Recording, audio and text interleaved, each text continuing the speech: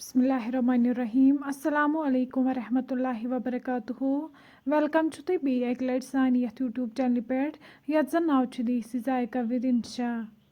video start करने brought अगर तुम सान चैनल पे नई छु सन यूट्यूब चैनल करो सब्सक्राइब वीडियो करो लाइक तो शेयर बे दीजो पन फीडबैक आज बनाओ इस कॉकुर तो हाक यमिच रेसिपी बह तह शेयर कर तो करो रेसिपी स्टार्ट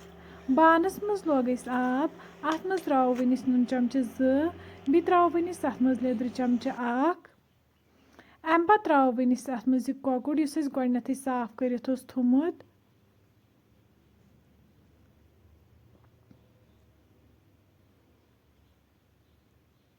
अम पत थो वनिस अत पे लिड तीस कालस यीतिस कालस अत फकर लगे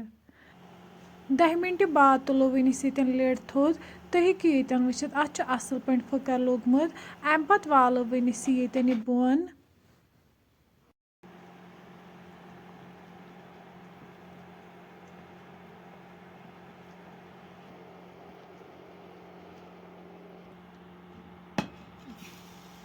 वनो ये प्रेशर कुकर अत मज त्रो वनिस तेल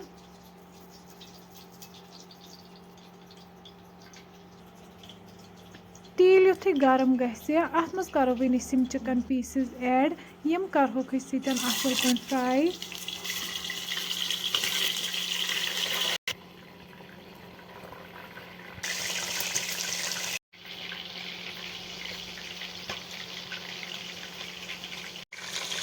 तुम हेकु ये वुचित यह अक साइड फ्राई गोमुत इथे पे करो वनिस बाकी साइड ते फ्राई असल पे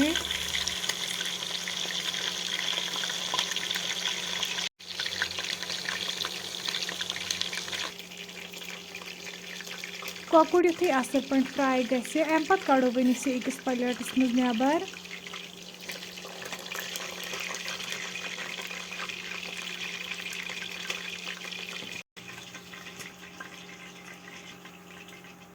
वन त्रो अत तेलस मज जीत चमचे सब्ज ٲl बड़ ٲl दालचीन बी त्रो वनिस अत मज तेज पत्ता अम पत त्रो वनिस अत मज गंड तो रुहन ये असल पे फ्राई कर यीतिस कालस न यह गोल्डन ब्राउन गसे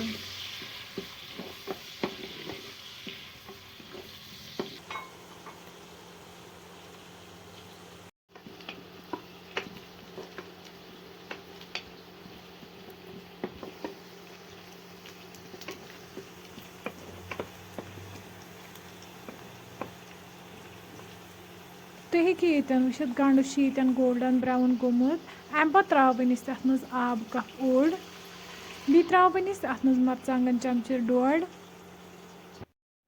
अम पत करो वनिस मिक्स असल पे गंडन सत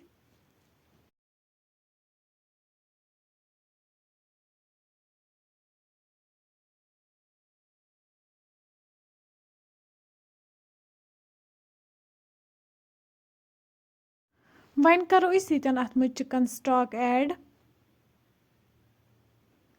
अम पत थो वनिस अत लिड तीस कालस अत ग्रेक यह तुम हेकु ये वुचित अत आय ये ग्रेक अम पत करो वनिस अत मज गरम मसाला चमचे ऐड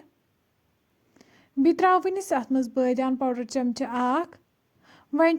यह हाक निमुत गोडनेथ छलित थोमुत यह करो वनिस अत ग्रेवी मज ऐड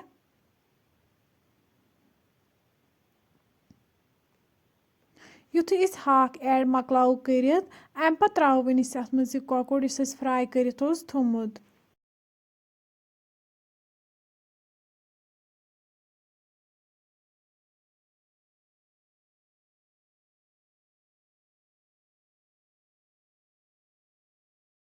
अम पत करो वनिस लिड बंद दिमोस 8 to 2 विसल